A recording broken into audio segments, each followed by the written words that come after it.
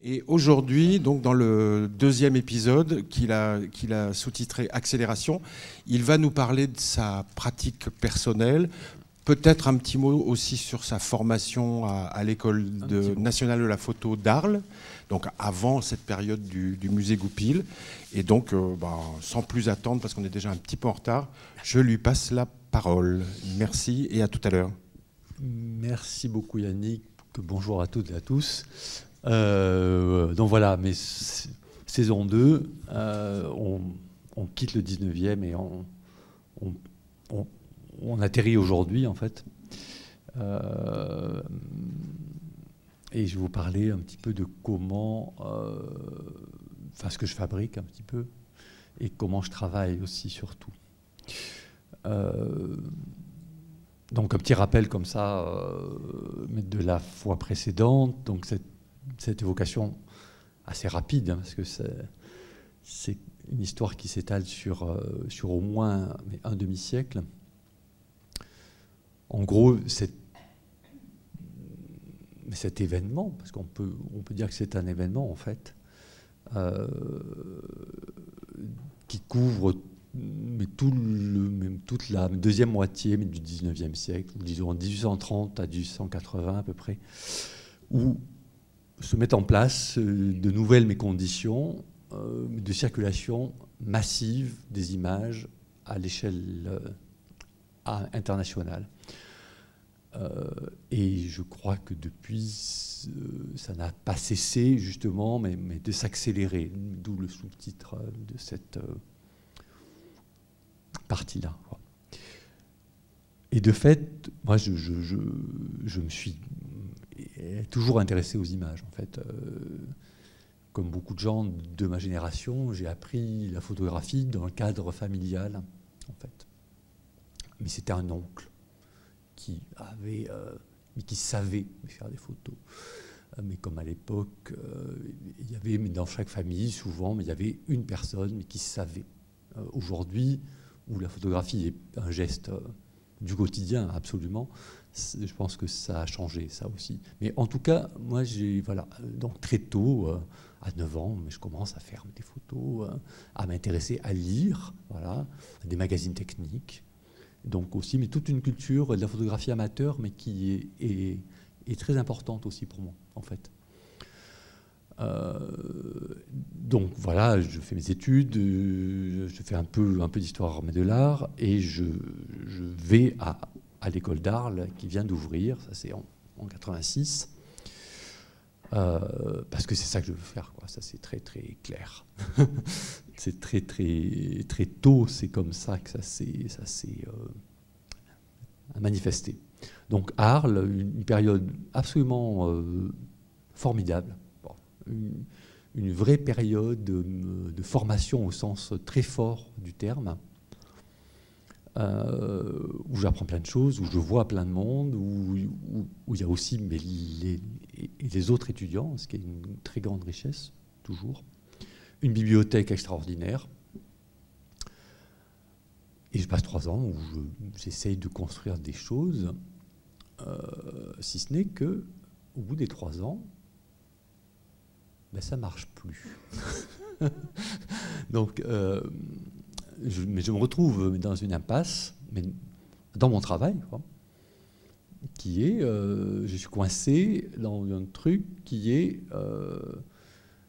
je ne vois pas, mais comment faire autrement que ce qui se produit à l'époque, c'est-à-dire, en gros, pour parler très vite, un peu, mais l'avènement de la photographie sur la scène de l'art contemporain, mettons, avec ce qu'on a appelé, donc vous avez mes 2 catalogues très importants liés à 2 expositions assez importantes, faits par Jean-François Méchevrier, qui a,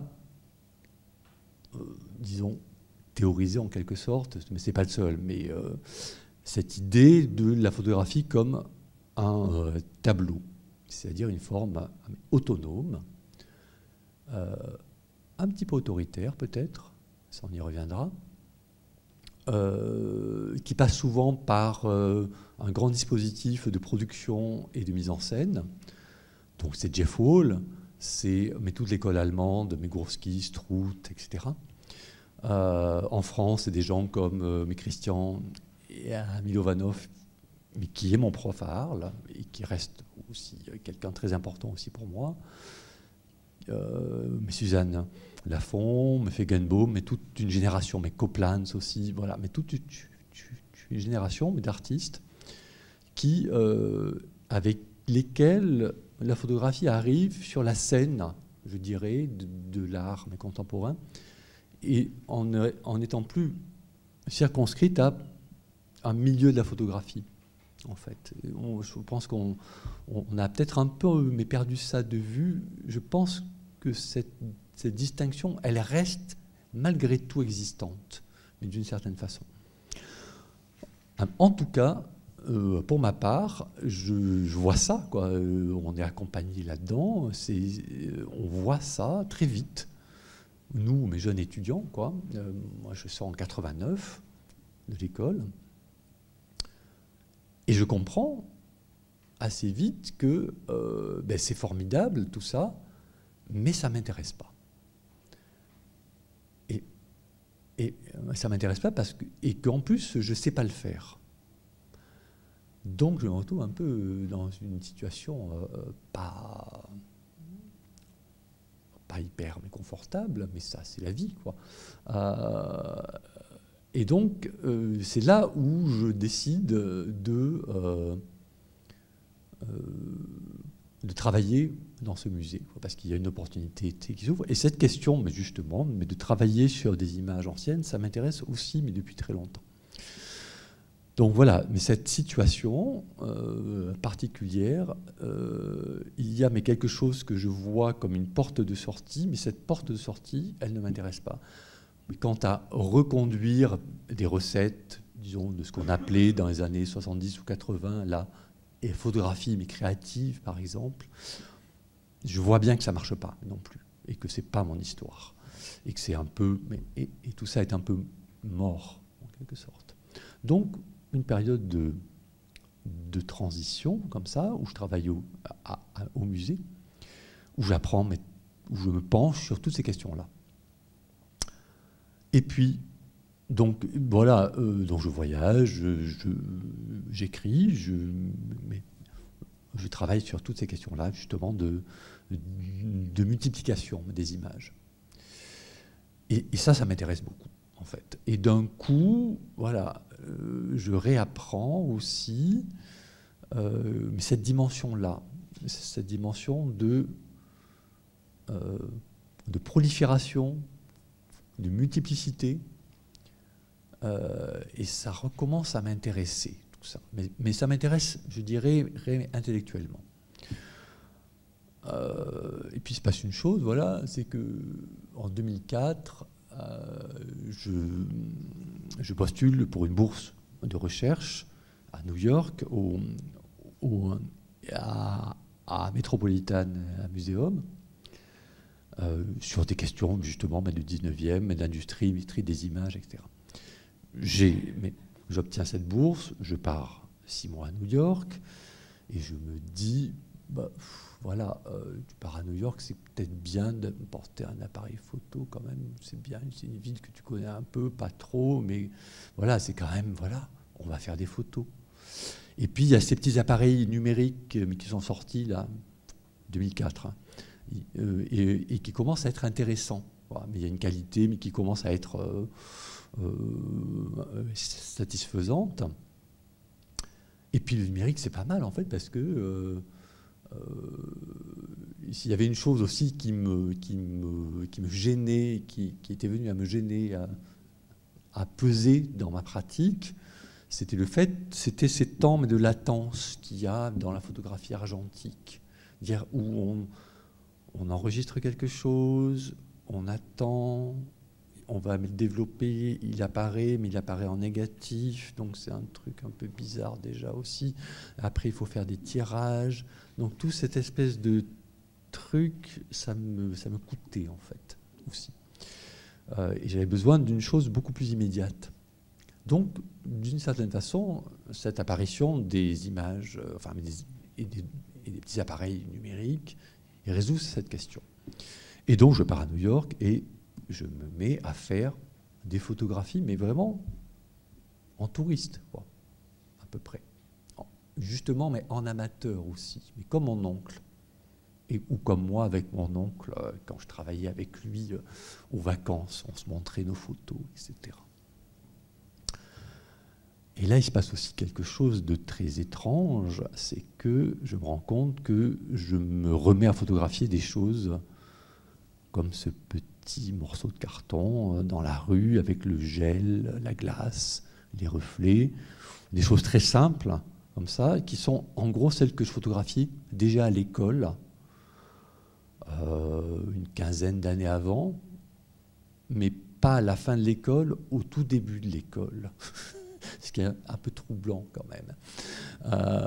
Et voilà, bon. Et puis voilà, j'enregistre des choses. Et puis il y a tout un tas de... Donc ça c'est mes archives, hein, que vous avez à l'écran, de ce premier dossier de New York 2004, en janvier 2004. Et se dessine, voilà, une façon de photographier qui m'intéresse toujours. C'est-à-dire, c'est descriptif. La photographie, c'est pour moi un des meilleurs moyens pour décrire le monde. Donc c'est net, c'est en couleur, c'est précis, c'est frontal, c'est direct. Voilà, c'est de l'enregistrement. On peut y revenir après. Mais en tout cas, c'est ça qui se dessine. Et en même temps, je me rends compte que moi qui, dans ma formation à Arles, mais justement a été éduqué d'une certaine façon, il fallait avoir un sujet. Tu travailles sur quoi? Ça, c'était toujours une angoisse terrible. Et là, je me rends compte que ça ne m'intéresse pas non plus. Ce qui m'intéresse, c'est d'enregistrer des choses. Voilà. Et petit à petit, alors ça prend du temps hein, à s'en rendre compte. Voilà, je reste 6 mois à New York, je rentre en France, je continue, et je m'aperçois que je continue à enregistrer. Voilà. Et d'une façon assez libre, si tant est qu'on puisse l'être. Et petit à petit se dessine, voilà, une profusion d'images, sans sujet particulier, avec une volonté, je dirais, mais encyclopédique, si ce n'est que tout se passe dans l'espace public. Ça, c'est peut-être la condition. Je ne photographie pas ou chez moi, ou chez des amis, etc. C'est des choses qui se passent toujours dehors ou dans des endroits publics, partagés. Ça, c'est très important. Et après, voilà, c'est tout. C'est des images, c'est des camions, c'est du paysage, c'est des gens, c'est des chiens, c'est du ciel, c'est possiblement tout. Alors évidemment, après, on a ses limites, quoi. On est toujours rattrapé par ses propres mes petites obsessions, quoi. Ça, c'est autre chose. Donc, petit à petit, se dessine une façon, et je comprends que c'est ça qui m'intéresse, voilà. Et qu'à travers ça aussi, à travers cette profusion de genres ou de motifs, de sujets, c'est aussi une façon de rejouer, réactualiser toute une... ou tous les genres, si on peut dire, mais de l'histoire, mais de la photographie. Et ça m'intéresse, en revanche. C'est-à-dire s'inscrire aussi, mais dans cette histoire-là, des images. Depuis la photographie amateur, il y a des choses qui font presque écho à la photographie, mais professionnelle. Je photographie ici, par exemple, des peintures dans les musées, presque sous forme de reproduction, presque comme, mais pourrait le faire un photographe professionnel. C'est de la photographie de rue, c'est des petits objets trouvés dans la rue, dans une tradition surréalisante. Voilà, c'est une façon comme ça, mais d'agréger ensemble ces différents genres. Donc au début, ça m'a beaucoup dérouté, quoi. Ça m'a décontenancé, je dois dire, parce que c'était en rupture avec ce que j'avais appris. Mais j'ai compris que c'était là où ça se passait. Et donc, à partir de là, il y a aussi une décision à prendre, c'est que qu'est-ce qu'on fait avec ça? Est-ce que je continue en amateur, en dilettante, ce qui est très bien aussi, je n'ai pas de problème avec ça, ou est-ce que j'en fais autre chose? Est-ce que j'en fais un travail, vraiment? Et là, voilà, ça s'est noué autour de, disons, 2007-2008, c'est-à-dire que le corpus grossit, grandit, donc il commence à y avoir une masse importante. Voilà, mais 2011, il y a 1750 épreuves, mais dans ces boîtes, parce que je comprends aussi qu'à un moment, il faut sortir. Le numérique, c'est formidable, mais j'ai besoin de sortir de l'écran, j'ai besoin de les manipuler. Vous vous souvenez aussi, on parlait la fois dernière de la manipulation des images aussi. Et que si je veux faire quelque chose avec ça, il faut les sortir, il faut pouvoir mettre celle-ci à côté de celle-là, etc., etc. Et puis se joue aussi une façon de classer les choses. Clairement, les thématiques, ça ne m'intéresse pas, c'est pas ça. Au contraire, mais je veux échapper à ça le plus possible. Donc il faut trouver d'autres règles. Parce que si on classe, il y a des règles. Et une des règles, voilà, qui va me nourrir jusqu'à aujourd'hui encore, je pense, c'est une règle liée à des questions qui me travaillent aussi beaucoup, des questions de temporalité. Je ne sais pas si on voit à l'écran, bien, si on voit.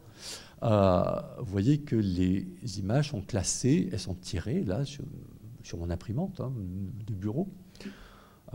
Elles sont dans ces boîtes et elles sont classées par mois. Février, mars, avril, mai, juin, etc. Et donc, à l'intérieur, là, il y a tous les mois de janvier. Donc, dans ces boîtes, il y a une année, mais calendaire, mais qui en comprend évidemment de 2004 à 2011, et qui comprend 7 ans.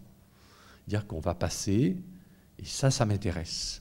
C'est-à-dire retrouver juste la chronologie d'une année mais calendaire, c'est-à-dire le rythme des saisons, par exemple, mais que ça soit passé en 2004 ou en 2010, c'est pas très grave. Le printemps, c'est le printemps. Voilà, en gros. Et puis cette idée de la date, c'est important qu'on sache malgré tout que ça s'est passé à ce moment-là. Je crois qu'il y a des images, et puis je pense toujours que ces images ont besoin de ça. Elles ont besoin d'être ancrées dans un moment qu'on a peut-être partagé, si on est né à ce moment-là, si on était déjà né en tout cas. Par exemple, celle-ci, qui est une photo que j'ai faite dans un musée américain dans mon séjour. Donc, rejoint aussi ces histoires d'images. C'est une exposition dans un musée à Princeton. Et il y a mes 2 images, Daumier, le massacre de la rue de Transnonain, et Manet, les barricades de 1970. Si on rajoute ça, 2 mai 2004, d'un coup, ça devient autre chose. C'est-à-dire que ça l'ancre, ça l'arrime dans un moment. Et ce moment, c'est aussi celui-là, une photo que j'ai faite 8 jours après. Donc, un distributeur de journaux à New York, où on est en plein scandale de la révélation des images, mais des traitements indignes, des prisonniers à la prison d'Abu Ghraib par les soldats américains. Donc voilà, c'est clair que c'est ce contexte-là. C'est une image sans contexte. Là, il y a déjà un morceau de contexte. Et je crois que les images, elles ont besoin, en tout cas, d'être ancrées un minimum. Voilà. Donc ça commence aussi à m'intéresser, quoi. Et avec derrière, il y a des lectures, une lecture très importante pour moi, c'est ce texte qui reste, hélas, d'une très très grande actualité, je dois dire, qui est un texte de Benjamin, qui s'appelle « Mes thèses sur le concept d'histoire », que Benjamin écrit en 1939, alors qu'il a fui l'Allemagne, et qui voit que la tragédie va arriver. Hein. Il a une prescience depuis plusieurs années, mais déjà, il voit que ça va mal tourner, quoi. Mais je le lis très rapidement, mais parce pour moi, il est assez important, ce texte. Il existe un tableau, mais de Paul Klee, mais qui est celui-ci, qui s'intitule à Angelus Novus. Il représente un ange qui semble sur le point de s'éloigner de quelque chose qu'il fixe du regard. Ses yeux sont écarquillés, sa bouche ouverte, ses ailes déployées. C'est à cela que doit ressembler l'ange de l'histoire.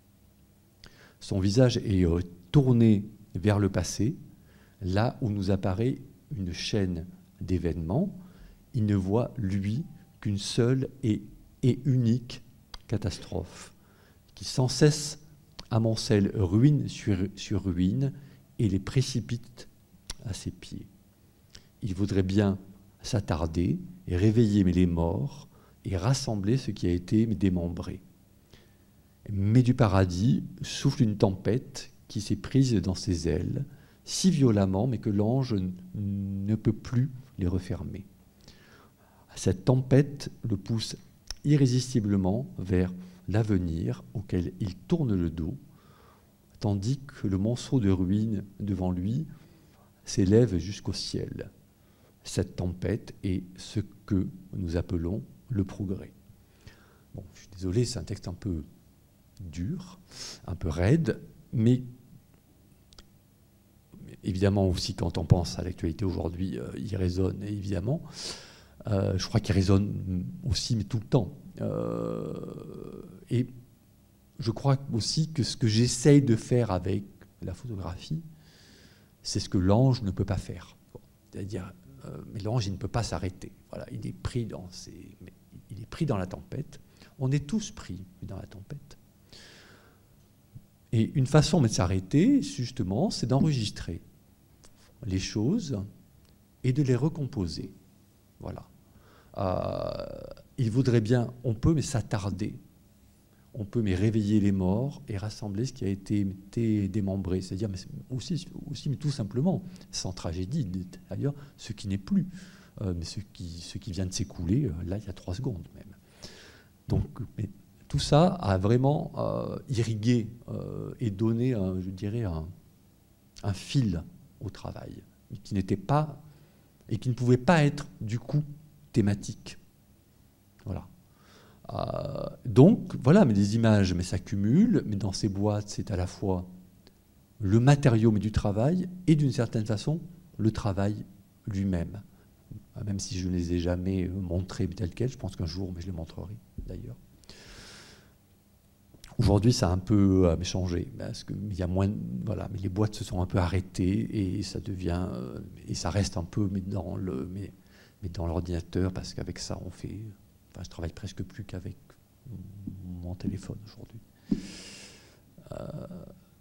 Et puis, ces questions de temporalité, elles ressurgissent au cœur même de certaines images. Ici, voilà, une banderole publicitaire pour une émission télévisée américaine à New York, avec un scotch. Donc les images aussi, ça m'intéresse. Refotographier des images.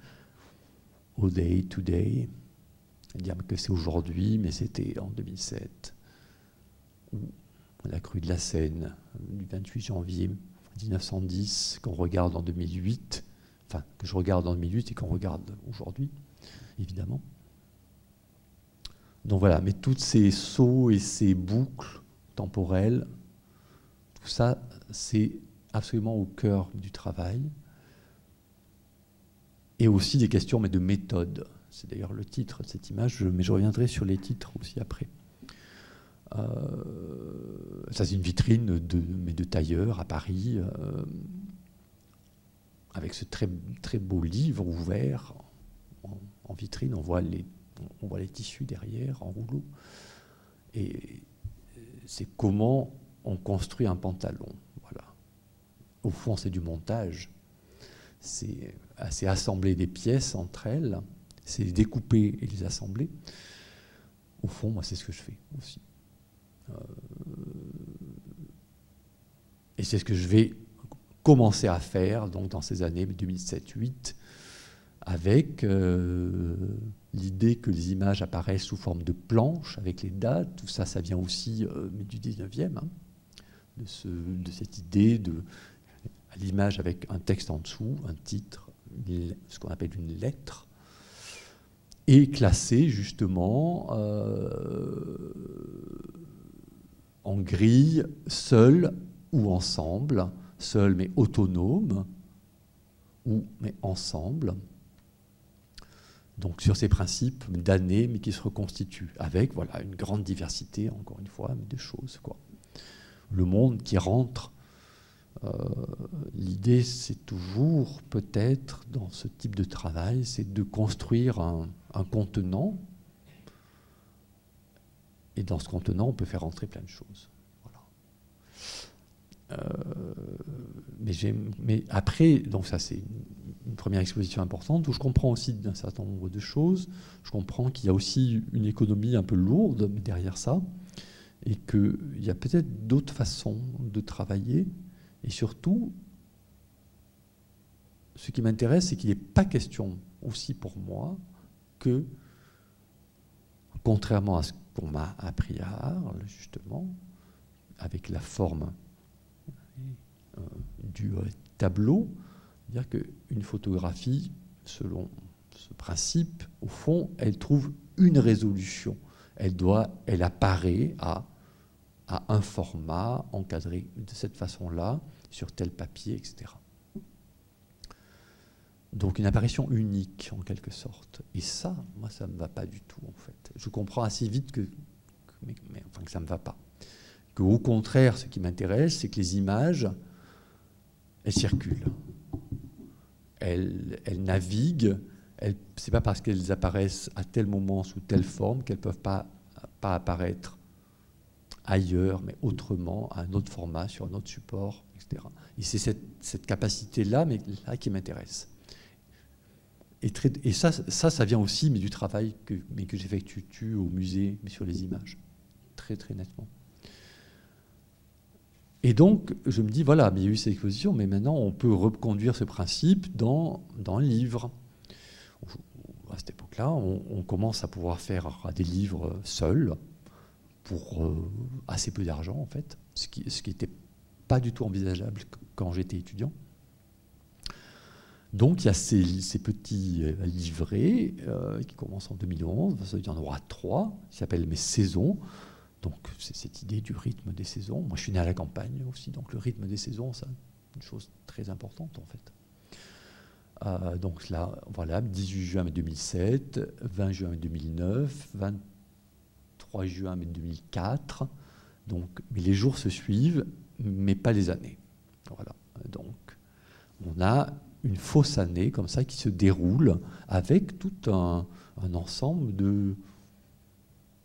d'enregistrements, mais de données, mais d'événements, de choses, des musées, des gens, un trou, de l'architecture, un buste romain au Louvre, etc. Et les images, voilà, une deuxième année, je refais une autre saison avec augmenté, ou le corpus entre-temps, mais c'est augmenté. Donc on rejoue la chose, on la refait autrement. Le ciel, voilà, tout ça, ça m'intéresse toujours. Les musées, des détritus, cette espèce de journal abandonné dans le tram à Bordeaux qui ressemble à un gros revolver, des ronces coupées, des gens qui attendent à la gare, voilà. Un monsieur dans le métro à Paris, un paysage qui s'ouvre d'un coup comme ça, un paysage miniature qui s'ouvre dans les marches de l'Opéra Bastille. Il y a une dalle qui a disparu et pouf, il y a un jardin miniature qui apparaît. Voilà. Ou des détritus. Voilà. Les rebuts technologiques de notre époque.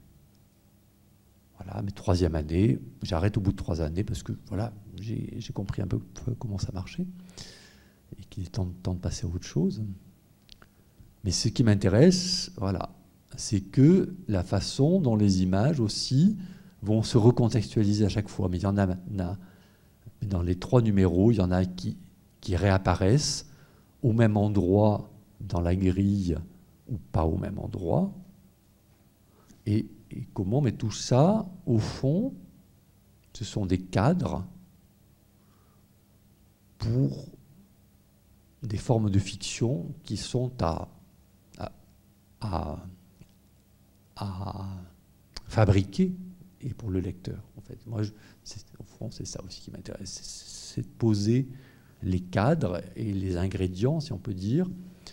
Et toutes ces images, c'est aussi des machines à fiction, en fait. Et c'est ça. Après, je n'ai pas à écrire la fiction. Je mets en place les conditions pour ça. Et c'est ça qui m'intéresse, voilà, aussi.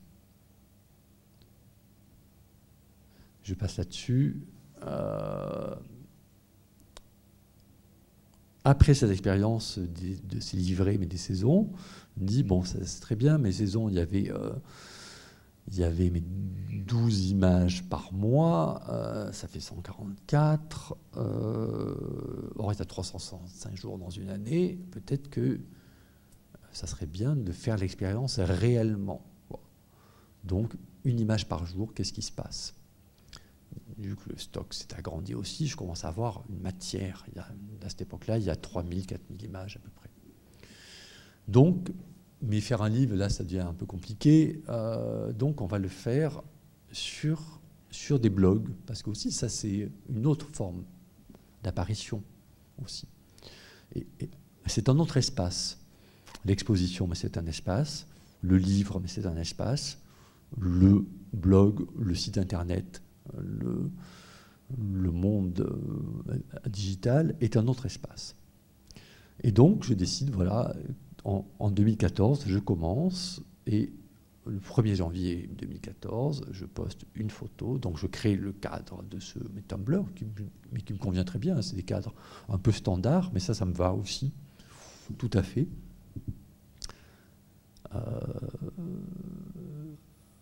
Vous voyez aussi dessiner une autre chose. Les genres d'histoire comme de la photographie, mais comme je l'ai indiqué, mais aussi après des règles précises, ces questions de temporalité, des questions de standard, des questions, et là c'est mon autre héritage, si je peux dire, c'est tout l'art conceptuel, en gros. Et moi, je me situe un peu à cette croisée-là. Ce qui n'était pas tout à fait évident, ce qui ne va pas tout à fait de soi, en fait. Mais je peux y revenir après. En tout cas, je commence ça. Et donc, avec l'idée que chaque jour, je vais poster une image qui a été faite le même jour, mais une des 10 années précédentes, 10, 11, 12 années précédentes. Un peu comme un anniversaire, ou comme, vous savez, dans la presse quotidienne régionale, souvent, il y a d'autres 23 mars, une espèce d'almanach comme ça, où on sait que le 23 mars 1920, un tel est mort ou un tel est né, il s'est passé telle chose, mais tel événement, apparition de tel livre, etc. Alors là, c'est un peu ça, en fait. Donc c'est un almanach rétrospectif, et les événements que je pointe ou que je souligne, effectivement, sont peut-être un peu moins importants que la naissance d'Einstein, peut-être, mais ils n'en sont pas moins réels. Donc cette chaussure, par exemple, qui est le 18 mai 2012 à Lyon et que je poste le 18 mai 2014. Donc voilà, va se dessiner comme ça toute une rétrospective d'une année avec toujours la même histoire. Voilà, la plus grande diversité possible des mots, photographier des gens, des objets, des paysages, de la petite ville, ça c'est à Périgueux. Voilà, c'est ici qu'on a vu tout à l'heure, des gens dans le métro, voilà. Des signes, des images, mais tout un tas de choses, du grand art, si on peut dire. Et au bout arrivé au 31 décembre 2014, je me dis qu'il faut refaire la chose. Je ne voulais pas qu'il y ait cette année-là qui fasse autorité.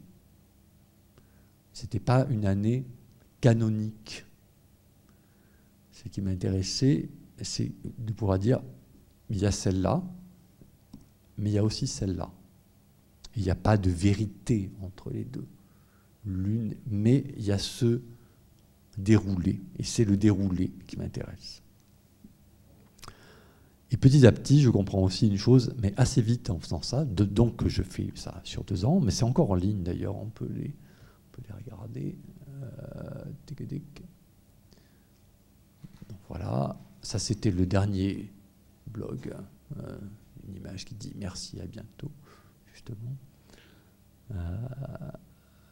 Si on va sur les archives, si ça rame pas trop, voilà, vous avez tout le paysage comme ça qui se déroule. Ça c'est le mois de novembre. Et bien sûr, mais le temps passe, hein, donc ça a déjà 7 ans, tout ça, ou 6 ans. Donc c'est encore des strates qui se jouent. Donc tout ça existe encore en ligne. Hein, là. Et pour moi, mais c'est un vrai travail, ça. C'est parce que c'est en ligne et que c'est gratuit et que c'est une pièce qui existe pour moi.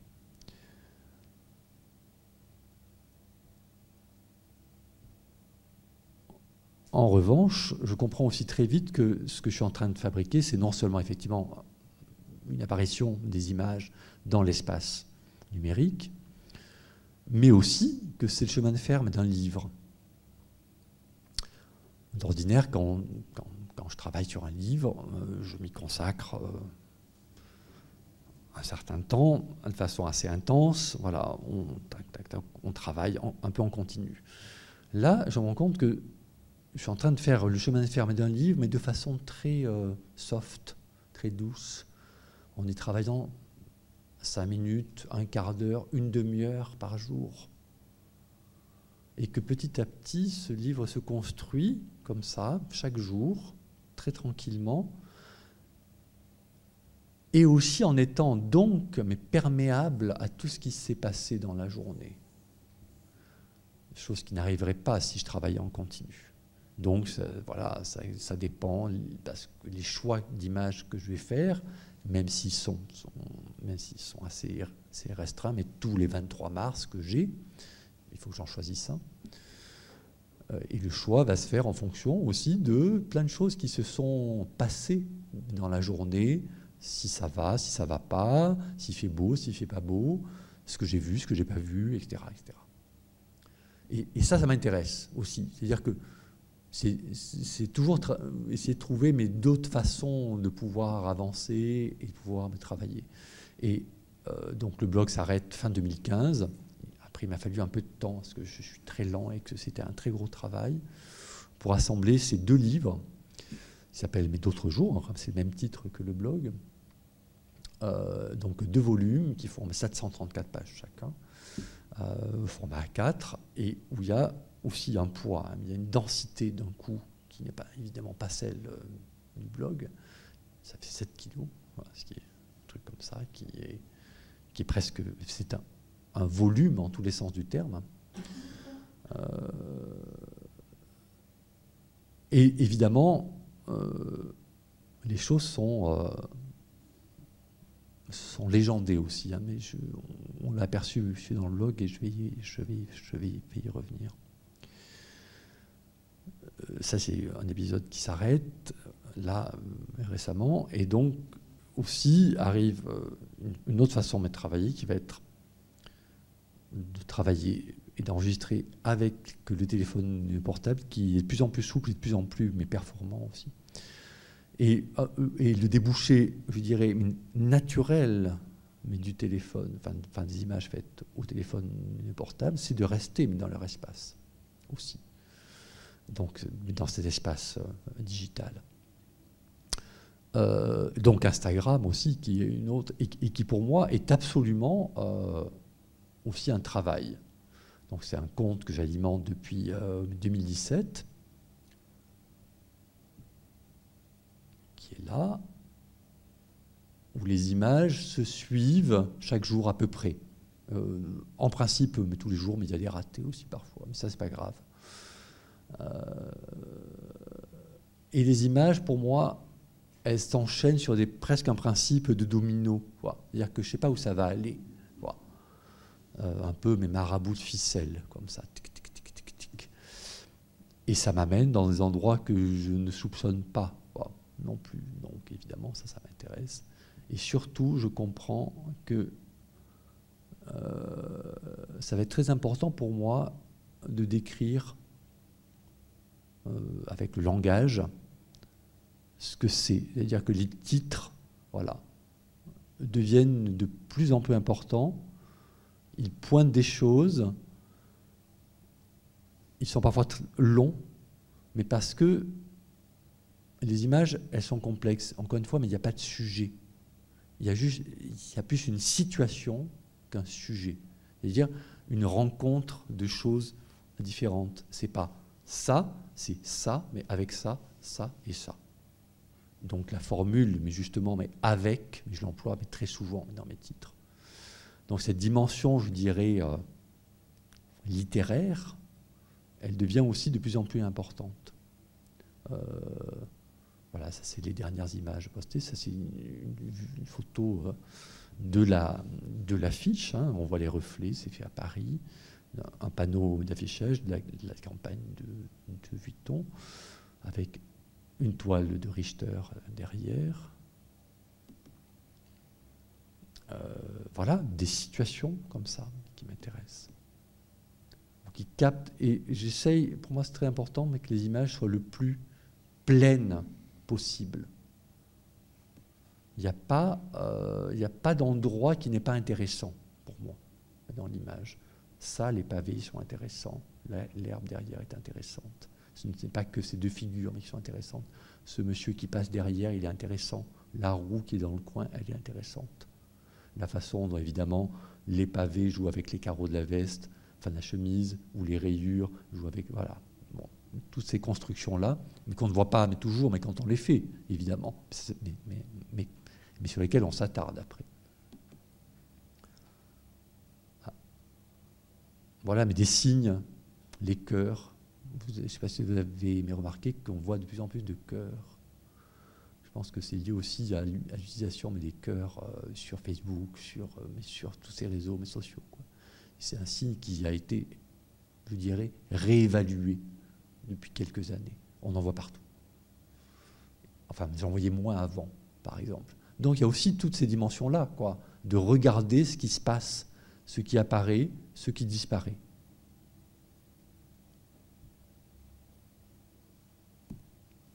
Entre-temps, je vais aller vite parce que le temps passe. Donc il y a plein de livres. Le livre est devenu un endroit très important aussi pour moi. Parce que c'est un espace qui est autonome. Il se transporte, il se multiplie. Mais ce n'est pas seulement mes livres, c'est l'imprimé en général. Justement avec toujours cette question de la multiplication. Donc ça, c'est des cartes qu'on avait fait avec le CDLA. C'était important parce que c'était la première fois qu'il y avait eu ce passage entre une édition, si on peut dire, numérique, c'était les cartes d'information du CDLA, et j'intervenais au verso, et qui ont été ensuite matérialisées sur papier. Donc ce passage a été important. Ou c'est parfois une carte, moi ça me va très bien aussi comme comme objet.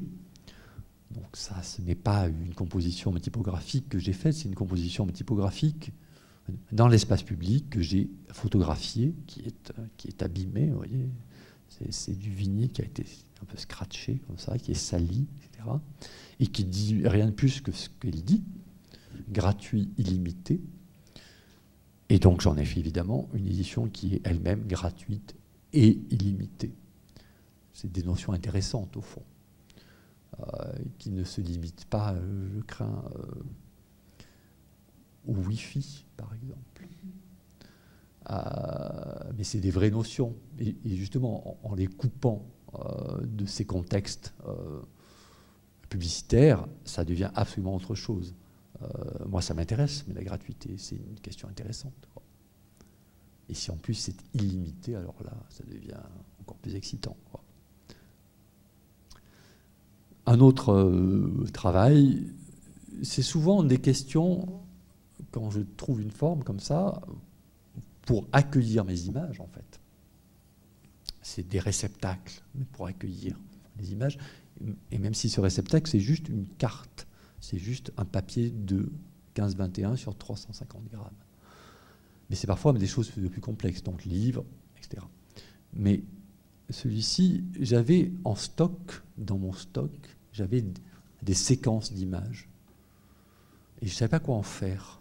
Et en même temps, ça m'intéressait de pouvoir en faire quelque chose. Donc c'est devenu ça, c'est devenu un magazine, un journal, qui est aussi un poster, mais qui se déplie, et il s'appelle Minute, au pluriel, justement. Mais Minute, c'est le temps, évidemment, mais c'est aussi les minutes et chez les notaires ou de procès. Donc c'est l'enregistrement d'actes précis, juridiques. Et donc, c'est des images, des séquences d'images qui sont prises à quelques minutes d'intervalle, ou secondes même. Là je crois qu'il y a à peine 30 secondes entre les deux. Recto verso, la face interne forme un poster et que j'ai arrêté aujourd'hui. Mais je viens d'arrêter, mais il y en a 12 qui sont parus de 2016 à 2022. On pouvait s'abonner et aujourd'hui elles sont réunies dans une boîte. J'aime bien aussi l'idée que ce soit des objets qui puissent aller à la fois dans la bibliothèque, sur la table de travail, on les déplie ou on les met au mur. Ils ont des destinations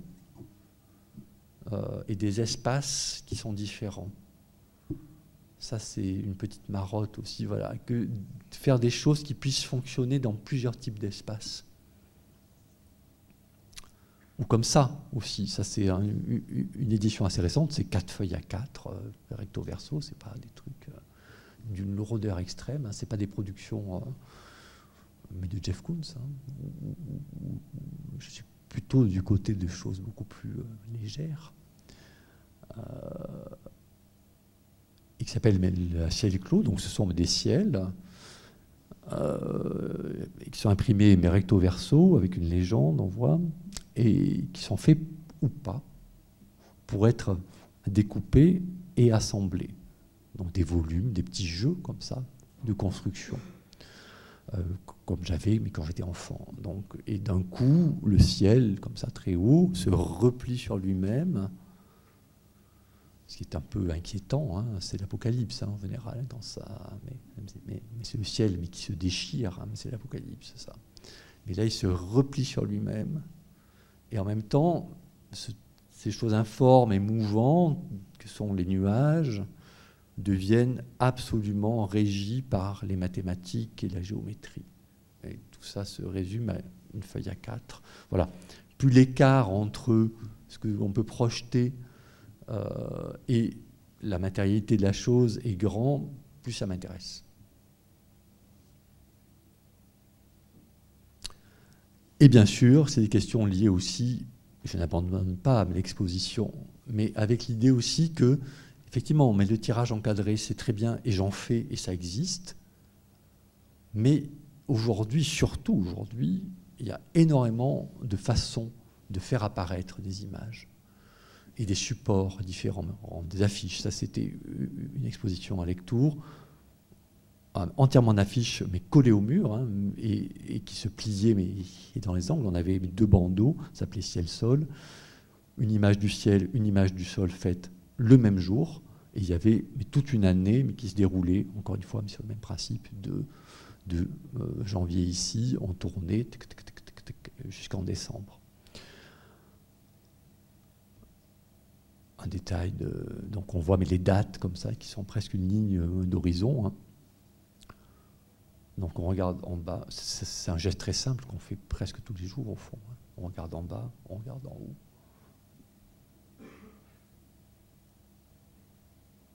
Ce qui me plaisait aussi beaucoup, c'est que souvent, mais j'ai parlé de choses autoritaires, comme ça, avec ces grands formats, mais photographiques.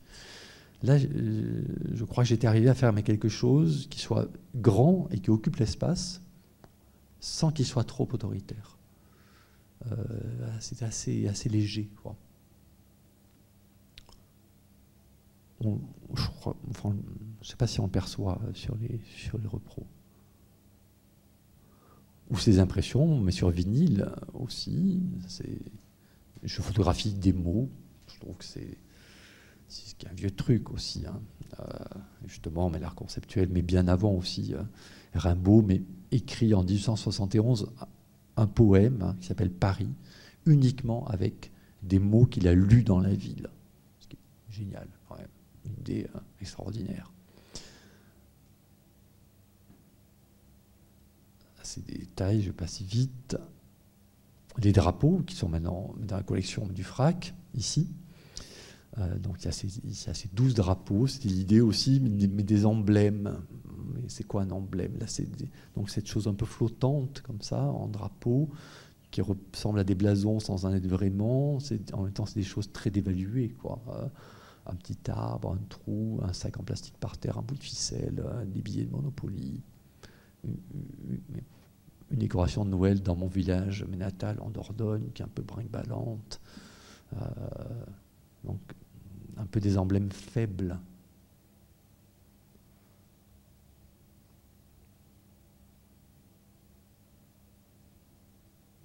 Ou des pancartes. Ça, c'est une exposition à Jo qui était... donc on retrouve certains des drapeaux, il y avait beaucoup de formes différentes, hein. Il y avait ces pancartes, il y avait des tirages au mur, encadrés ou pas encadrés d'ailleurs, mais il y avait les deux. Et ces pancartes qui étaient dans l'espace, comme ça, mais recto verso, qui étaient comme, j'avais imaginé comme une espèce de manifestation, un peu, hein. Enfin une manifestation mais des images et du réel, quoi, du réel qui un peu se rappelle à nous, quoi. Voilà. Donc à travers tout ça, et j'ai terminé là-dessus, en fait se dessine aussi une conception de la photographie, vous l'avez senti, qui est peut-être pas tout à fait celle que l'on voit justement d'habitude, en tout cas dans le champ de l'art, et qui découle justement de tout à la fois de ces révolutions technologiques et industrielles qui ont leur source dans le 19e siècle, et à la fois sur ces questions d'une image autonome en tableau qui ne me convenait pas, et j'ai compris pourquoi elle ne me convenait pas. En fait, je crois que la photographie, son grand problème, c'est pour ça que c'est compliqué en tableau, c'est une forme très pauvre. Elle n'a pas de matériau. Un peintre, un sculpteur, il a un matériau. Donc il peut travailler, mais quelque chose, tangiblement. Les images, elles n'ont pas de matériau. Elles se fixent sur des supports, ça oui, elles ont un support, et leur matérialité, c'est celle du support, mais qui soit aussi un terminal numérique d'ailleurs, qui a une vraie matérialité. Mais elles ont cette pauvreté-là. C'est-à-dire que, en même temps, c'est pas toujours très excitant, quoi. C'est des images, voilà, mais comme le chocolat Poulain, hein, comme quand on avait, ou comme des timbres. Ce sont des petites choses. Et en même temps, elles ont une force incroyable, absolument géniale, qui est justement, comme elles n'ont pas de matérialité, a priori, elles ont la matérialité, mais du support qu'on leur donne, elles peuvent se glisser partout. Et elles sont multipliables. Et ça, c'est une force absolument incroyable. Et c'est ça qui m'intéresse. Voilà. Et c'est sur ça aussi, sur ces qualités-là spécifiques, que se construit aussi mon travail. Donc ce n'est pas compatible avec le tableau unique, en tout cas. Ce qui va, c'est jouer sur cette force absolument incroyable et cette capacité à circuler, même instantanément aujourd'hui, mais à se diffuser, à se glisser sous la porte, vraiment, au sens propre du terme, à aller là où elle n'est pas invitée, forcément, et à apparaître en plusieurs endroits simultanément et sous plusieurs formes. Voilà, c'est ça que je travaille à partir d'enregistrements très directs, très frontaux du monde. Voilà. Je ne sais pas si c'est clair ou pas trop clair. Mais c'est ça que je travaille, quoi. Depuis une quinzaine d'années, là, maintenant. Un peu plus, même. Et qui prend tout un tas de formes, mais justement. Et plus il y a de formes, plus il y a de multiplicité de formes, plus ça avance, quoi, plus ça... voilà. Oui.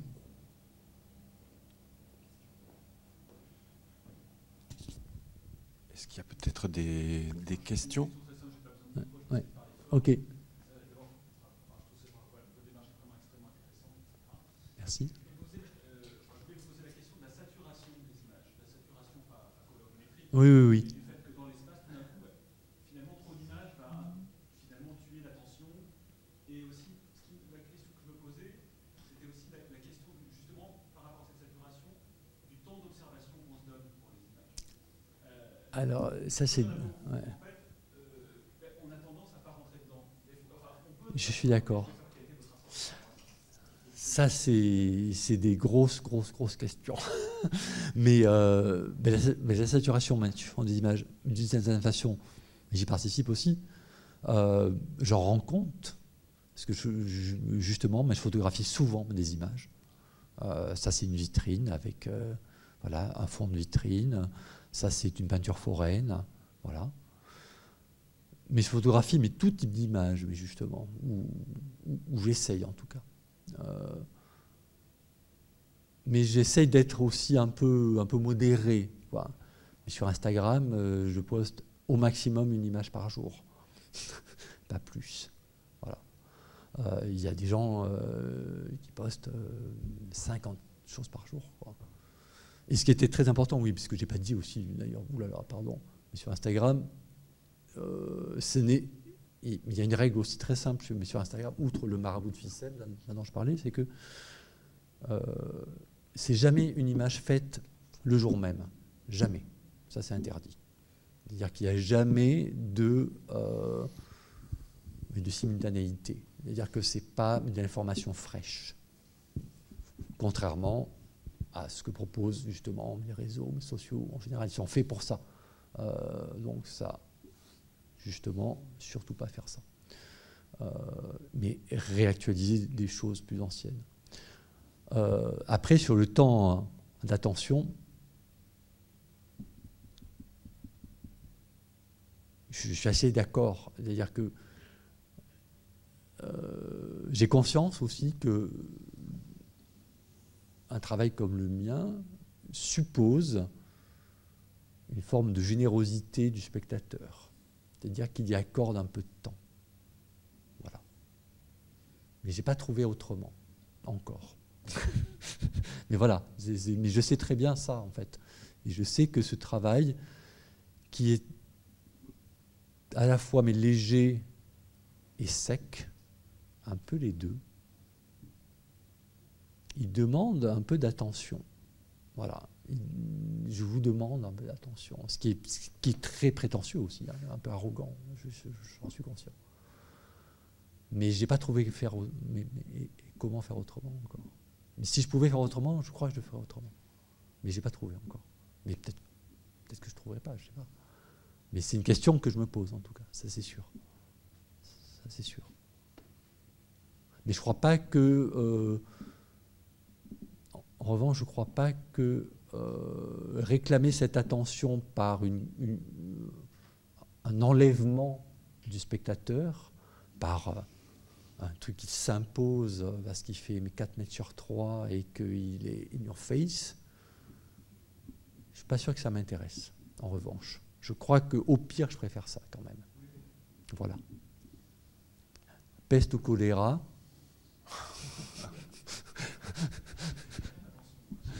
Non, mais j'ai conscience aussi que c'est et que c'est un temps précieux, mais que je demande aussi à d'autres. C'est aussi le fait que dans la multiplication, oui. Il peut y avoir une perte d'attention de l'observateur. Oui, après il faut aimer jouer. Parce que tout ça, ce sont mais que des jeux au fond aussi. Ça s'est passé par là, c'est repassé, ça repasse, ça revient. Et c'est des histoires. Voilà, encore une fois, c'est des pièges à fiction, quoi. Je ne sais pas si je réponds vraiment. Ouais. Est-ce qu'il y a d'autres questions peut-être ou d'autres remarques? Moi j'ai juste une petite chose. Enfin, oui. Je suis aussi frappé finalement par le fait que voilà, tu constitues une sorte de banque d'images, enfin, et que tu laisses reposer. Oui. Que tu laisses décanter. Tu viens d'insister là-dessus, oui. c'est jamais fait le jour même, etc. Donc ça décante. Quelquefois, ça peut mettre du temps, beaucoup de temps à décanter. Et puis quand ça réapparaît, ça peut prendre aussi plusieurs formes. Oui. Mais dans les formes que tu donnes, tu donnes du temps du coup aussi pour que nous on puisse s'en emparer. C'est-à-dire que quand tu auto-édites un petit livre ou bien un poster qui se plie en 4 et qui peut être accroché au mur, mis sur la table ou simplement replié, finalement c'est le temps du jeu que moi en tant que regardeur je vais pouvoir consacrer à ça. C'est-à-dire pouvoir m'amuser avec, voire même avec les images un peu prédécoupées comme ça qui forment des volumes, bon bah finalement c'est un jeu qui est presque de l'ordre de celui de l'enfance, quoi. Enfin, et très important aussi, mais sur ces images-là, enfin sur cette édition-là, pour moi ça me va très bien aussi au mur seul, ça marche très bien. J'ai aucun problème, mais je les ai installés pas comme ça, mais d'ailleurs dans mon atelier, ça marche très bien. Et ça me suffit. Mais donc il y a cette question aussi de la potentialité, au fond. Oui, tout à fait, du potentiel du coup, d'histoire, de fiction et autres, enfin, qui peut se dégager. Mais j'avais quand même une toute petite remarque, c'est qu'à un moment donné, tu as failli... Enfin, il y a un texte qui s'est annoncé, puis tu es passé très très vite. Oui, parce que je voyais le temps qui tournait. Voilà, mais enfin, j'ai pas eu le temps de lire le texte, mais j'ai vu qu'il était signé quand même Sol Lewitt. Oui. Et que finalement, j'allais dire Sol Lewitt, je me demande s'il n'a pas inventé l'art conceptuel par hasard, quoi. Enfin, il s'est retrouvé affublé comme ça avec c'est un texte génial. C'est un texte extraordinaire. Et donc, est-ce que tu pourrais juste un tout petit peu revenir sur cette influence de l'art conceptuel sur là où tu en es aujourd'hui? Oui. Il y a beaucoup de choses là. Justement, je crois que les artistes de cette génération, on va dire, ou génération conceptuelle, ils ont ouvert des portes, pour moi, extrêmement importantes, quoi. Une des portes qu'ils ont ouvertes, c'est de dire qu'on peut faire de l'art en faisant comme tout le monde. Par exemple, Smithson, Dan Graham, Douglas Hubler, ils utilisent tous la photographie d'ailleurs. Ils font tous des enregistrements avec des instamatiques Kodak, qui sont les appareils de la photo de famille par excellence, en donnant à développer leurs films au laboratoire du coin. Surtout pas des professionnels, surtout pas de la production professionnelle. Moi, je me reconnais beaucoup là-dedans, par exemple. Ça, c'est très important. Des questions de sérialité et pas de série, justement. Il y a dans le milieu photographique, on parle de série. Souvent, je n'ai jamais très bien compris ce que c'était, si ce n'est que c'est un ensemble. Voilà. Mais une série, c'est pas ça. Une série, c'est une progression en mathématiques. C'est ce que font Sol et Witt, c'est ce que fait Medula Subler, c'est ce que fait Bockner, plutôt, etc. Donc voilà, mais c'est le calendrier. 18, 19, 20, 21. Voilà. Et si j'ai pas dit dans le Tumblr, on le voyait pas vraiment, mais est-ce qu'on le voit un peu? Oui, on le voit. Ça, c'est la première année. Ben, là, pour cette date-là, j'ai pas d'image. Ben, il y a un blanc. Ça veut dire mais qu'elle va disparaître, cette date. Voilà. Ça, donc c'est... Mais chez les conceptuels aussi, mais ce qui m'intéresse, c'est l'utilisation de la règle. Pas du protocole d'ailleurs, parce que c'est plus de la règle. C'est régler les choses. Et la règle, elle se joue superbement chez Sol et Witt, quoi. C'est la variation d'une chose. Et puis, chez Sol et Witt, la question de l'imprimer est très, très, très, très, très, très, très importante, quoi. Un rapport à l'économie aussi, mais chez Sol et Witt, très important. Il y a tout un ensemble de pièces qui sont stipulées. C'est écrit au dos. Not to be sold for more than $100. À ne pas vendre, ça ne doit pas être vendu plus de $100. Ce qui est quand même un geste qui n'est pas neutre, quoi. Moi, je vends des livres à 20 € aussi. Et c'est très important, justement, que j'édite une facture. Je ne les vends pas au noir, par exemple. Je pourrais. Mais je ne le fais pas. Aussi parce que pour moi, c'est des pièces. Elles ont une existence et je les assume en tant que pièces. Et si je fais une facture avec, voilà, qui rentre dans mes comptabilités d'artiste, c'est une façon pour moi de dire à l'acheteur que ce qu'il achète, c'est pas le journal de Mickey. C'est une pièce d'artiste. Voilà. Ça, c'est très important. Voilà, donc il y a plein de choses chez les conceptuels. Et puis des gens, Frac, Limousin, donc la grande expo, mais sur Douglas Hubler. Hein. Pour moi, Douglas Hubler, c'est extraordinaire, quoi. C'est une très, très, très forte, très, très, très forte influence. Oui, oui, bien sûr. Et puis, mais toute l'histoire de la photographie, évidemment. Hein. Walker Evans, très photographie américaine aussi. Voilà, c'est un peu bon. Parce que c'est eux qui ont un peu inventé ça, quoi, qui ont inventé cette façon descriptive, hein, d'assumer la description avec une dimension littéraire. Hein, mais Walker Evans, avant d'être photographe, il vient étudier à Paris Proust et Flaubert, quoi. Voilà. Donc, je me reconnais un peu là-dedans, quoi. C'est ma famille, on va dire. Voilà. Est-ce qu'il y a d'autres questions ?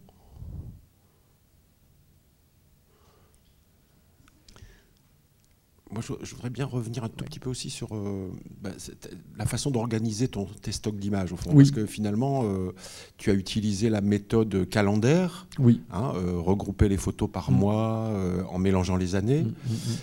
Tu utilises d'autres façons d'organiser ça, oui. des choses qui sont plus ouvertes et qui changent et qui sont variables. Ça m'a fait quand même de temps en temps penser au travail qui pourrait être celui non pas d'un éditorialiste, mais d'un iconographe qui travaillerait pour un magazine, par exemple. Enfin, mais un magazine qui serait quand même un tout petit peu décalé dans le temps. Enfin, comme je disais tout à l'heure, il y aurait eu quand même une période de repos pour tout ça avant que ça réapparaisse. Et surtout, l'iconographe, il travaille avec des images qu'il n'a pas faites. Moi, c'est moi qui les fais, et c'est quand même important. C'est-à-dire que c'est lié à une expérience du monde directe. Voilà. L'iconographe, c'est l'expérience. Il se coule dans l'expérience des autres déjà.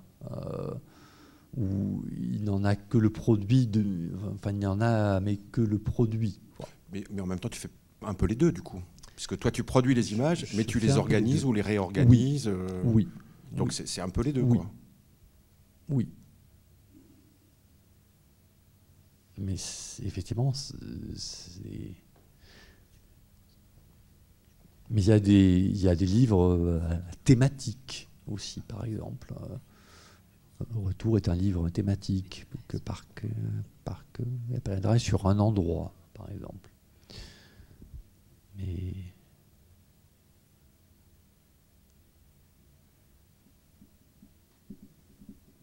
voilà. Je crois qu'on va peut-être s'arrêter là, si vous en êtes d'accord. Juste pour compléter éventuellement cette séance, je vous signale que sur le site Documents d'artistes Nouvelle-Aquitaine, DDA Nouvelle-Aquitaine, il y a un petit film qui a été mis en ligne récemment, qui a dû être tourné, si je me rappelle bien, l'année dernière, dans l'atelier de Pierre Lin. Voilà. Donc c'est assez intéressant aussi. C'est pas exactement tout à fait ce qu'il nous a dit aujourd'hui, mais en complément, c'est plutôt pas mal. On est dans l'atelier et il explique aussi comment tout ça s'organise. Donc je vous recommande, si vous voulez en savoir encore un peu plus, d'aller regarder sur le site Documents d'artistes ce film récemment mis en ligne. Et puis je vous souhaite une très bonne après-midi. Je vous remercie tous et je vous donne rendez-vous le 30 mars à 18h. Pour une conférence de François Coadou sur Marcel Brotars. Ah, voilà, une grande figure historique qui nous manque beaucoup. Et puis le 12 avril, pardon, alors heureusement que Laura est là pour me souffler, le 12 avril, donc on vous donne aussi rendez-vous pour une soirée à l'ENSA, une soirée vidéo, Sunset Vidéo, où nous accueillerons Julie Chaffort, donc une artiste installée à Bordeaux et que je vais rejoindre d'ailleurs à l'instant, puisqu'on va sélectionner les films qui seront présentés par elle ce soir-là à l'ENSA, dans l'auditorium de l'ENSA. Merci beaucoup et bon après-midi à tous. Merci et à toutes. vous. Au revoir. Beaucoup.